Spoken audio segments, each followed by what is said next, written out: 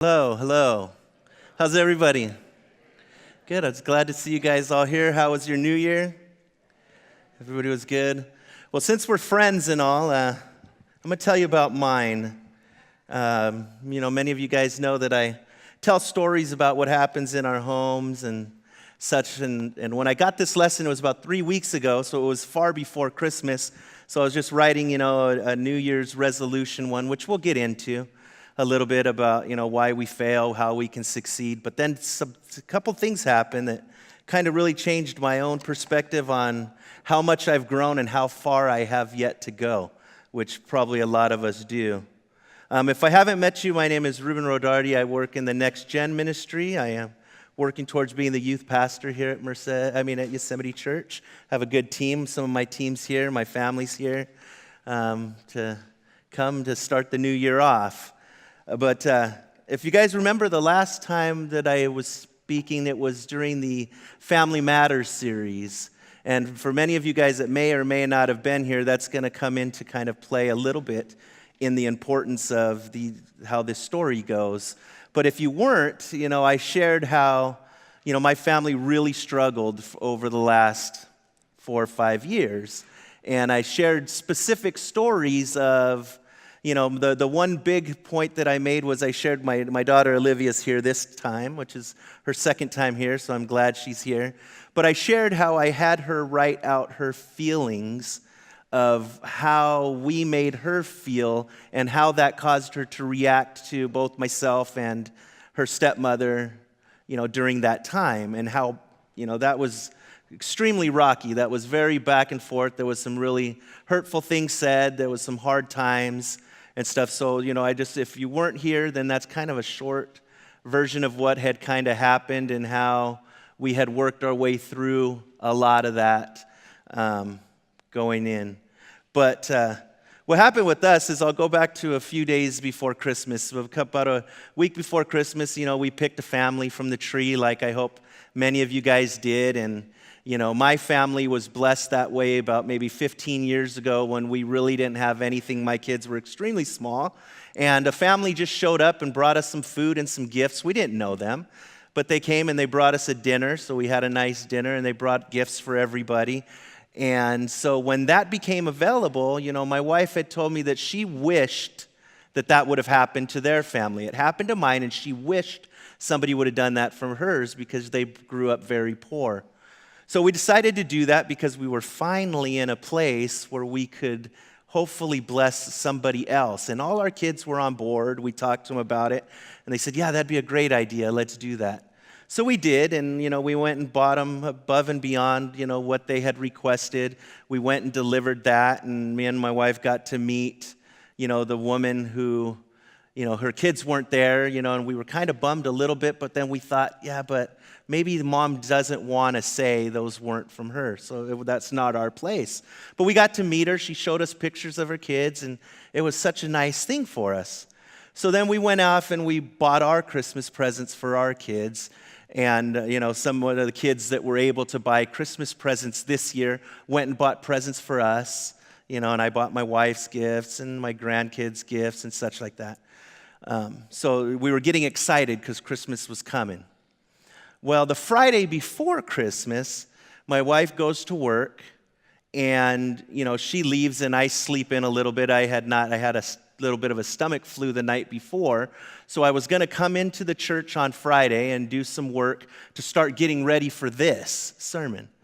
And I go out to the front room, and I look, and our front door's wide open, which is kind of unusual.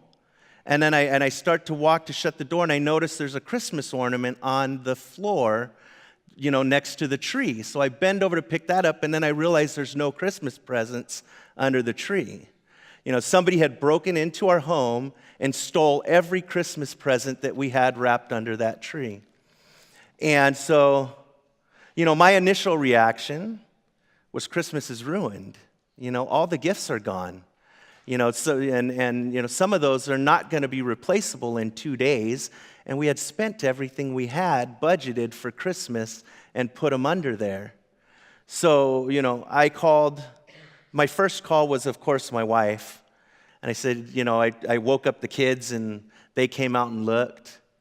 And it was like kind of this look of, like, what are we going to do now? And then I called my wife who was at work, and I said, hey, we've got a problem, all our gifts are gone. And she says, are you serious? It's almost like a joke. It's almost like I thought of the Grinch Who Stole Christmas and some green guy walking off with all our gifts, but that they would be back by the time Christmas came. And so she comes home and, she starts to cry because it's like a shock. What are we going to do? And so, my first call was to Pastor Jeff. I text Pastor Jeff because I'm thinking to myself, we had adopted this family. We had done everything we could for everybody else. Why us? I come to find out that when I talked to the police officer, we were the only house during the holiday season to call in a robbery like that.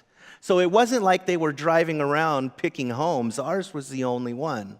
So it made us feel really bad. Like, what's the point?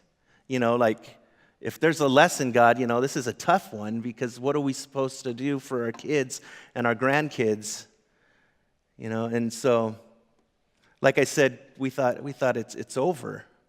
And it was kind of weird because the night before that, which was Thursday night, I do Wednesday and Thursdays with my team. We work with middle school and high school kids, and I had just finished telling them, that Christmas is so much more than just what we give and what we receive. Yet, when everything we were going to give and receive was gone, my feeling wasn't the same at all. So anyways, later on that day, my wife comes home and we're trying to figure out, do I take an advance from work? Do I call the church and say, because Polly, she offered me and said, hey, we can give you an advance on your check. My wife says, don't do that because that's just going to put us behind going forward into the new year. Don't do that. And she came home later that day and, credit's not the best thing in the world, as, many of us know. But we had maxed out all our credit cards, but she got an email saying one of the companies had given us an increase in our credit that same day on Friday. So she said, we're going to be able to replace a lot of these gifts. So Christmas wasn't ruined, it was just expensive. Everything that we bought cost double. We tried our very best to replace the gifts, but it was such an invasion of our home and our privacy. And there were gifts that we thought, we rewrote mushy things on our gifts to each other, to my love, and she would write, to my king in Spanish, and just these mushy things. And the thought of somebody looking at that and tearing that open still, kind of gets to me. And there was gifts from my daughter to my new granddaughter, her niece, who was, a month at the time, and she bought her little tiny booties that were the cutest thing. And I can imagine that if this person or family that has that didn't need them, they just ended up in the trash somewhere. And that really kind of made us kind of upset. So I come to church, and I'm thinking to myself, it was I'm using part of Tony's lesson last week about Peter in the garden. Peter had been with Jesus for 3 years up to then. Jesus had taught Peter, what it was to follow him, how heaven was supposed to look, how we are supposed to conduct ourselves. But at that split second, when they go to arrest Jesus, Peter falls back into a sense of violence. He's trying to protect what he knows. Everything that he learned for that second went out the window. Same with myself, because I wanted revenge. I started stalking like the OfferUp and the Craigslist. The police had come out. They came out and they did a report. But then I found somebody that had something very similar to what was stolen. We had bought my stepdaughter a new Chromebook. And it was pretty specific, and when I bought it, it was the last one in stock, and they weren't going to get any more. And so 2 days after the robbery, which was right before Christmas, we're looking on this OfferUp, and here we see somebody that has the box. And they say, hey, I got this as a gift. I have no receipt. I don't like it. Hit me up with an offer. That's what it said. So I did. I sent them an offer. But on my page, there's a big picture of myself on my profile. And if you walk into our home, there would be pictures of myself on the wall. There would be pictures right in our cabinet where we have our sports memorabilia and pictures of my father and grandfather. There's a picture of me and my wife. So if somebody spent more than a few seconds in my house, they would see me. And from what I've been told, I'm pretty unforgettable once you've seen me, People recognize me for quite a while. So I texted them and said, hey, I want to come see this computer. And instantly it came back, oh, it's sold. We don't have it anymore. All of a sudden we found our receipt and we took it back. Within 5 minutes, supposedly, all of this happened. But I was mad. I was so angry. I wanted revenge to the point where I won't single anybody out, but we were going to set these people up, get them to meet us somewhere. My son, who I shared with you last year, had gotten he got arrested, but luckily it wasn't him. But he was arrested for attempted murder, and I'm willing to let this boy who got off of that because it wasn't him, possibly, he said, Dad, I know the boy in the picture. I think I know where they live. I will go over there and I will bring us something. It may not be our computer, but it will be something to replace that. And here I am thinking, I'm going to let my son and another family member who will remain nameless because they're here,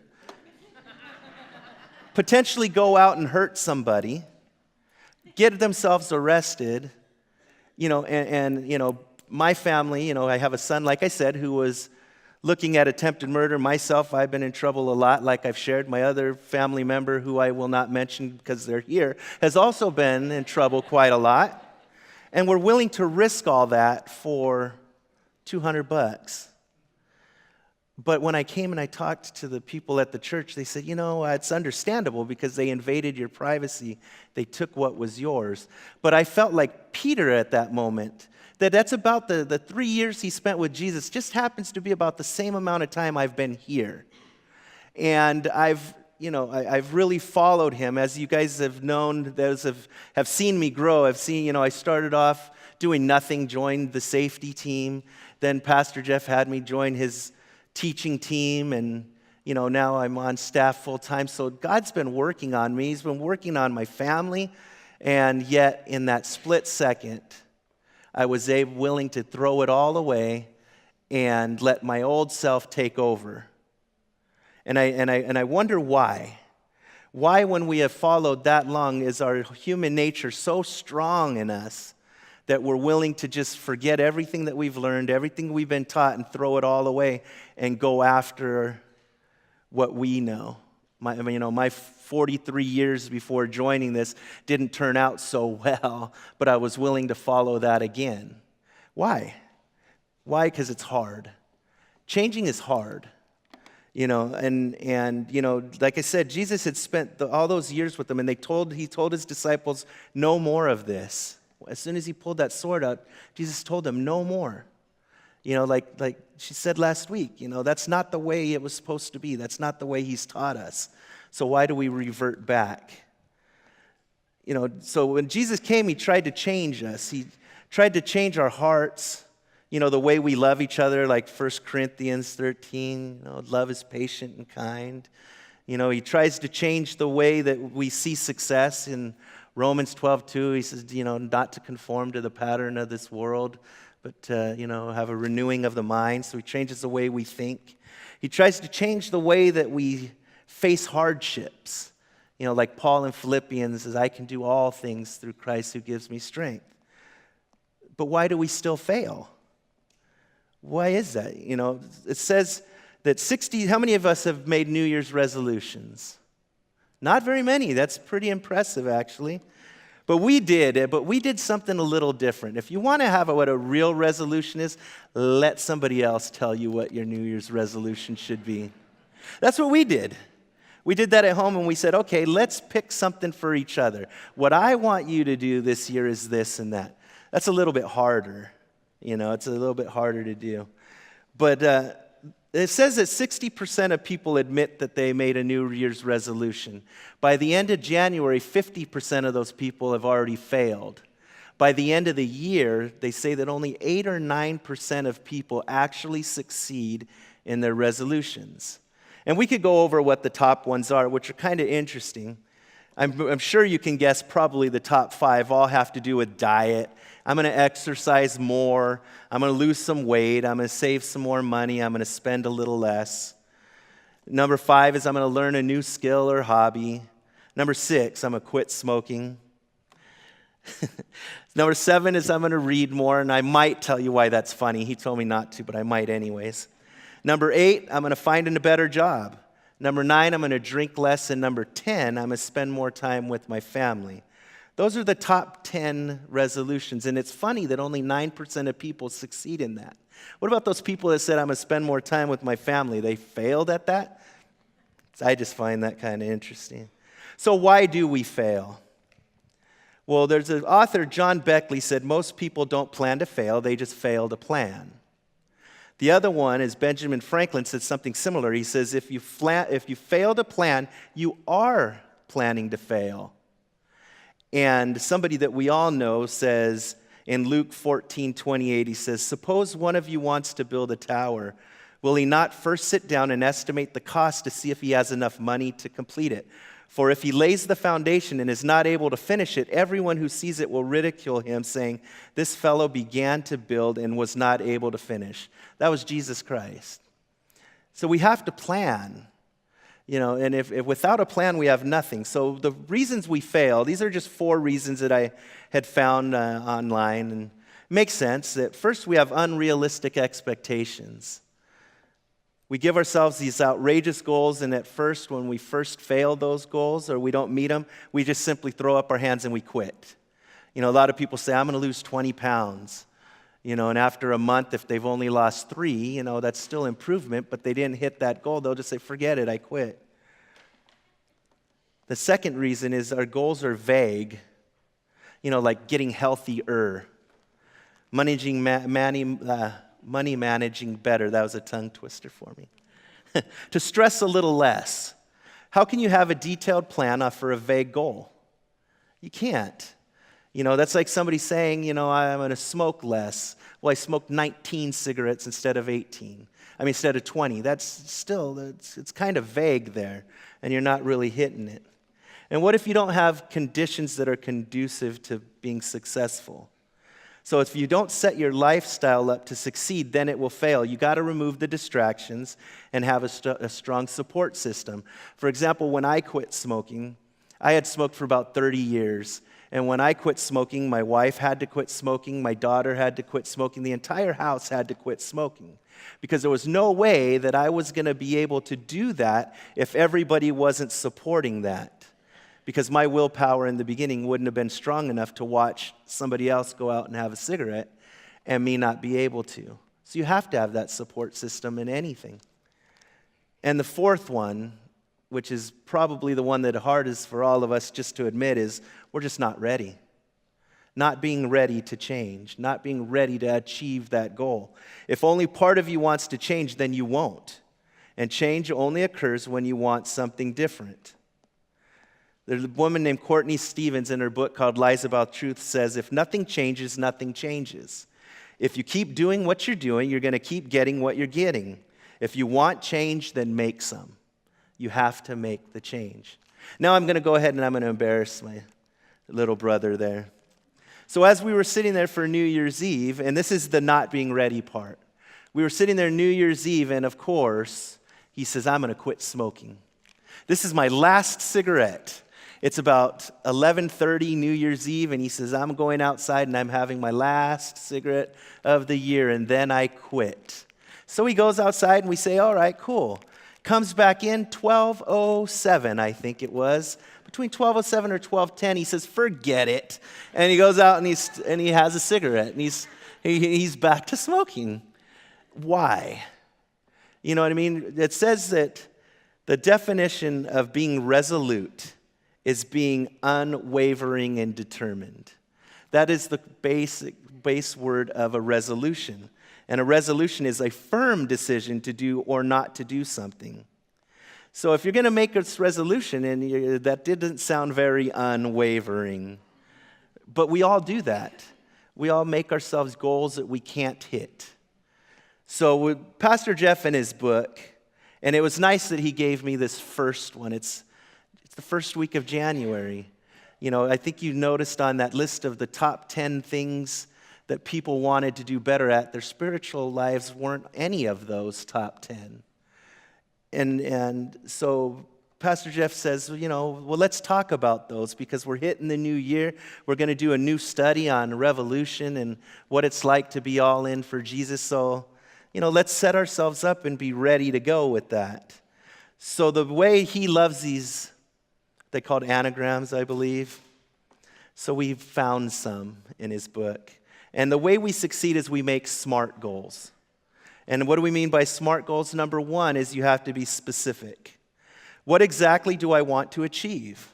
And why do I want to reach this goal? The more specific we can be, the better chance you have at succeeding at your goal.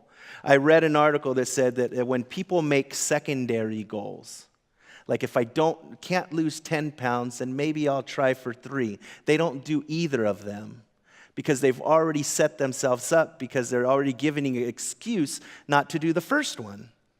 So we have to be more specific. They have to be measurable, meaning what exactly is it that we will see, hear, and feel when we meet that goal? That's the only way we can track our progress, is to make them measurable. The third one is it has to be an achievable or an attainable goal, meaning that in the amount of time that we give and the resources that we have available, our goals should stretch our abilities but remain possible. They have to be attainable. Don't say, I'm going to lose 100 pounds this year and not work out. That's not going to make it attainable. So you're just setting yourself up to fail. And one of the more important ones is it has to be relevant. That's the R. It has to be relevant. It has to make a difference. The goal has to matter to you. So if you don't care if you smoke too much, then it doesn't matter and you're not going to quit.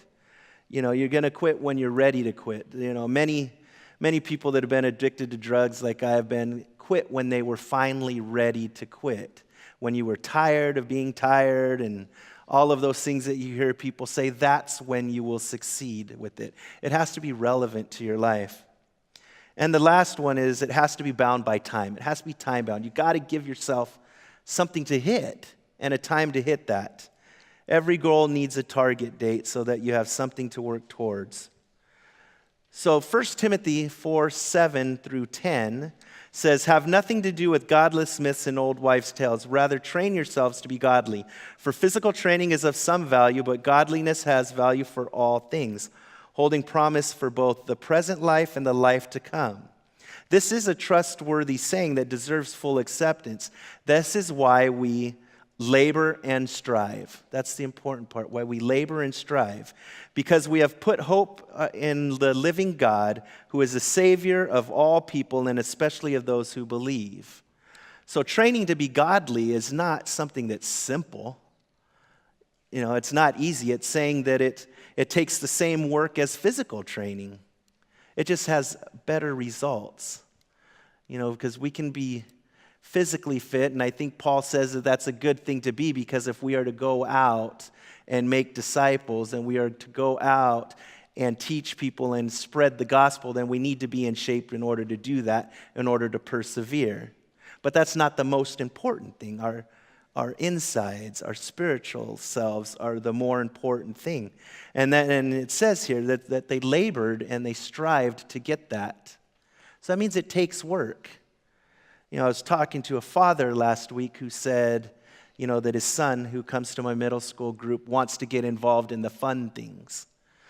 But his dad says, I'm not going to let him get involved in the fun things until he starts coming to church more and doing the things he needs to do.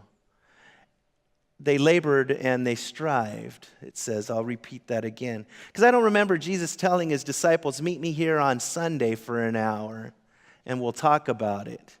They were with him all the time. They did life together. They studied together. Our relationship with God is more than just a weekly thing. It's more than just coming together and talking about it for an hour and a half. I tell people your spiritual development and your spiritual life is that. It's yours. It's not mine. I can't give it to you. All we do up here is try to give you guys the tools and the skills and hopefully light a little fire, plant a little seed that makes you want to go out and discover who you can be and who it is that God says you really are. So what are spiritual disciplines? What are the spiritual disciplines that we need to learn, and how do we get there? Spiritual disciplines are habits or practices that sharpen my focus on Christ and affect changes in my heart. It's got to affect a change. What does it say in James? It talks about being doers of the word, not simply hearing the word. Because if we are just hearers of the word, it says it's like you see your reflection in the mirror and you see who you are, and as soon as you walk away, you forget it. And then it goes on to say if it doesn't change the things that we say that come out of our mouths, then our religion is worthless. Here the brother of Jesus is saying that if it doesn't affect change in your life, then what you are doing is wasting your time. It's worthless. So I think our spiritual lives are very important. I found this quote in Pastor Jeff's book from Dallas Willard that says, "You may find that your commitment is remarkably flabby and thin because it has never been translated into how you spend your time. Now is the time for decision and especially for planning. God changes lives in response to faith, but just as there is no faith that does not act, so there is no act without some plan. Faith grows from the experience of acting on plans and discovering God to be acting with us. This will come down to what you do on Sunday, Monday, Tuesday, Wednesday, Thursday, Friday, and Saturday. Not just what we do on Sunday.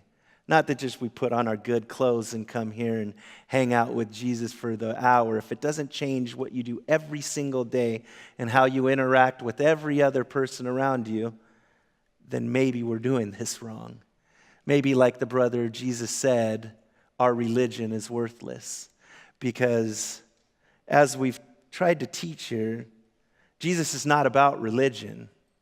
Jesus was about a relationship.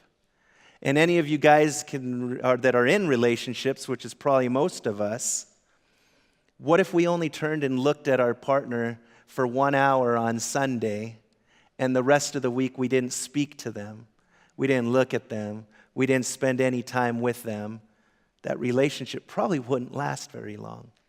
And our relationship with Jesus is very much the same way. He wants all or nothing. He says we can't be just lukewarm. We can't be on the fence.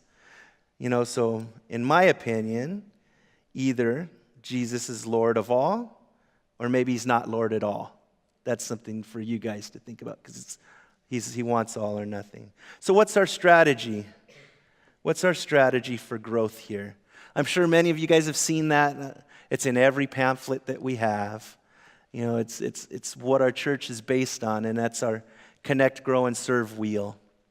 So the connect part is that we resolve to connect with God daily, and we do that through prayer and Bible engagement.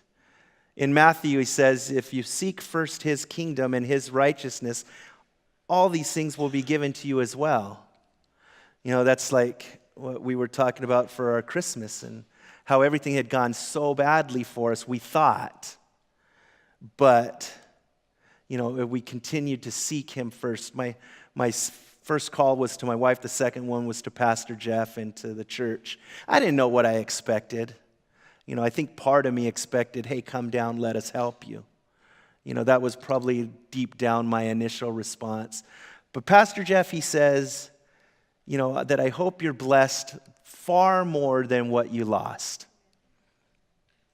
Okay. I can accept that. What am I supposed to tell him? No, I don't like that answer. But it was true. It was very, very true. I'll come to that in a second. The second thing that you see up there is the grow. How do you grow? We grow with others in community. Jesus lived life with his disciples. He walked with them. He spent time. He ate with them. He slept with them. He did everything. I'm sure they laughed together. They cried together. They just lived life. And in one of my favorite scriptures is in Acts 2:42. It says, they devoted themselves to the apostles' teaching and to the fellowship, to the breaking of bread and to prayer. Everyone was filled with awe and wonders, and the miraculous signs were done by the apostles. All the believers were together and had everything in common. Selling their possessions and goods, they gave to anyone as he had need. Every day they continued to meet together in the temple courts. They broke bread in their homes and ate together with glad and sincere hearts. To me, that's community. That's friendship. I consider you guys all friends. I come up here and share my life. But in order to grow together, you need to live life together. So like my team on Sunday, we have our middle school group, and we're talking to Pastor Jeff, well, how do we make that grow better? How do we become tighter of a knit group? We spend time together. We go eat together. We hang out together. We talk. When Ashley and Kyle were getting married, we would joke around, and I'd give them little scenarios that, as they grow in marriage that really matter, like, do you like your socks bundled or just thrown in the thing? So they would give them, because they went to pre-marriage counseling and they'd get all the serious stuff. But what about the stuff that matters? Do you hang your towel after you shower or you just throw it on the ground? Ooh, those are serious ones. But we lived life together.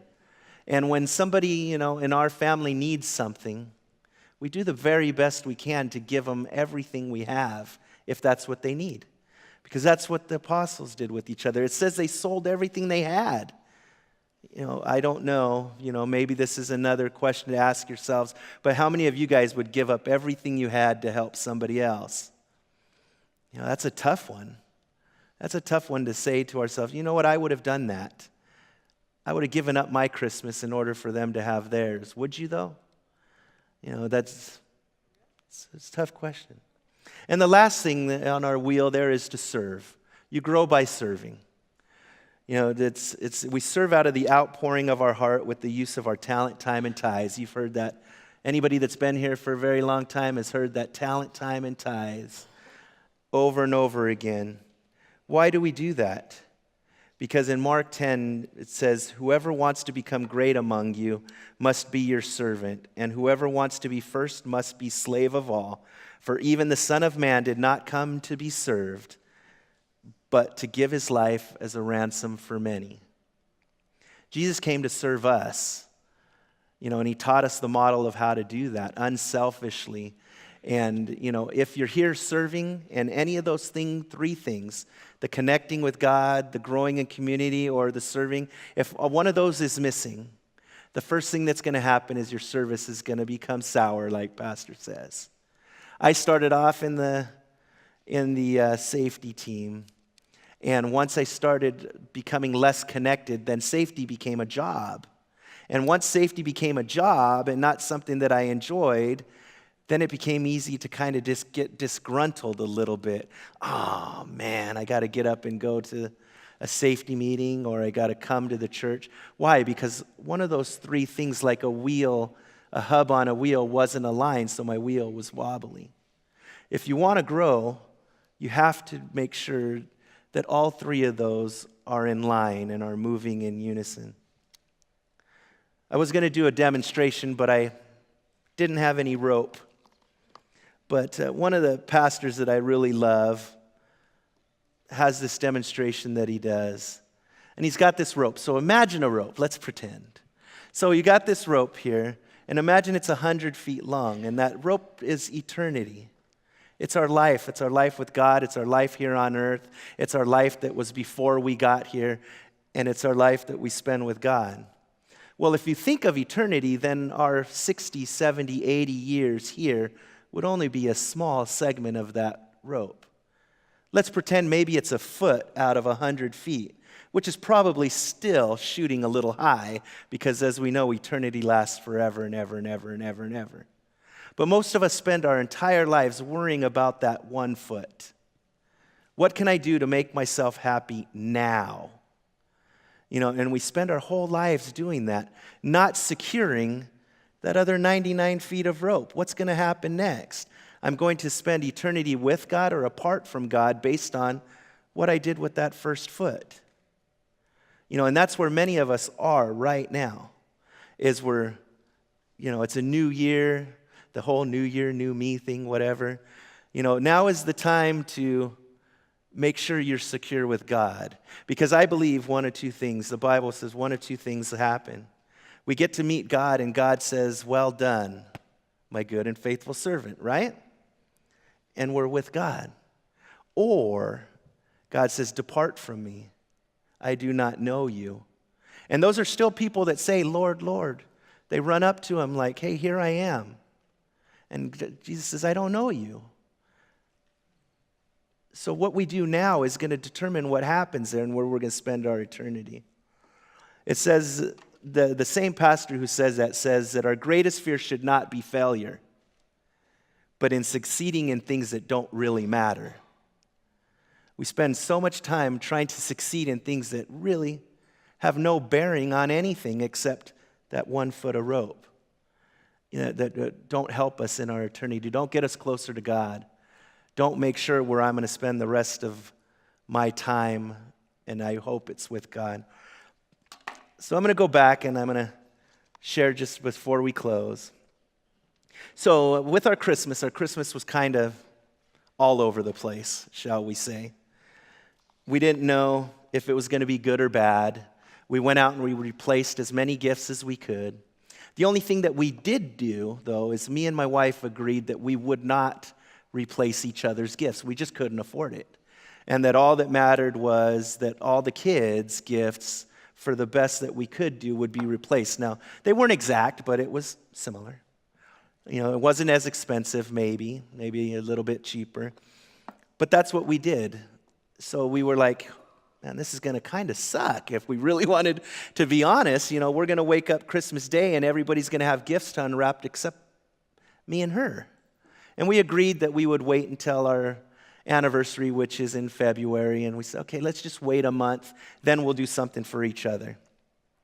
Well, my daughter there, Olivia, decided that wasn't going to be good enough. So she came over while we were out, and we had gone to pick up Maribel from her dad. She had spent it with their dad, and they came and they put gifts in our stockings. And she brought the gifts for us. And we're going to start opening gifts. And the people that have been here, that were here for the Family Matters, remembered that Olivia was one of the harder ones. She was one of the harder kids because she was one of the older ones. And she kind of was the spokesman for all of her brothers and sisters. So when any of her brothers and sisters kind of were not quite feeling their stepmom, Olivia was the one that would come out and say something about it. So, if you remember that story, hopefully, most of you here do. Well, in the stocking was this. Doesn't look like much. It's a little box. Just says fa la la la la la la la la la. Not that many times, but it says something like that.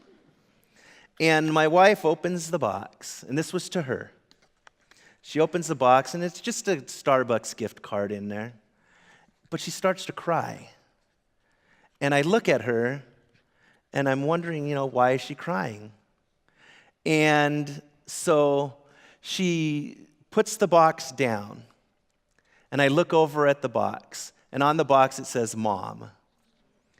And so I look at her, and I just give her this face. I don't know what my face was, but because I don't remember. But she starts bawling, and the kids don't understand why. It was because of the mom.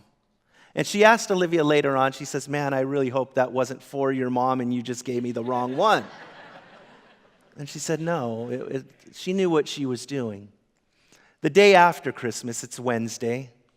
And as many of you guys who know me know, I have an older daughter that, God has helped restore that relationship with.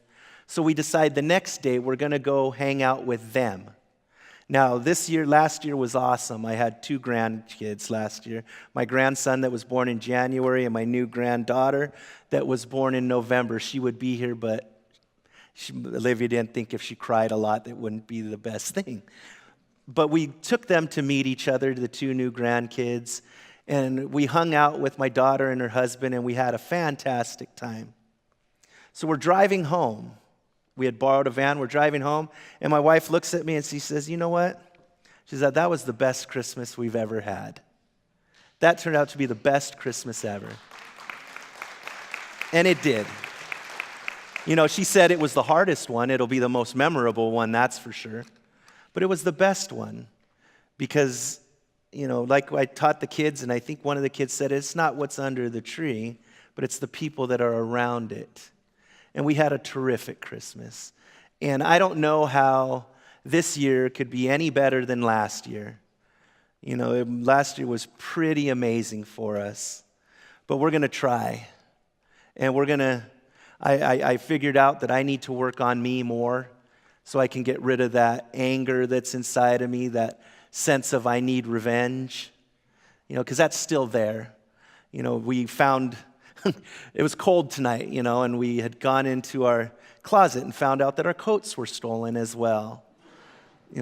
My wife went to go light our candle. Who shops at Bath and Body Works?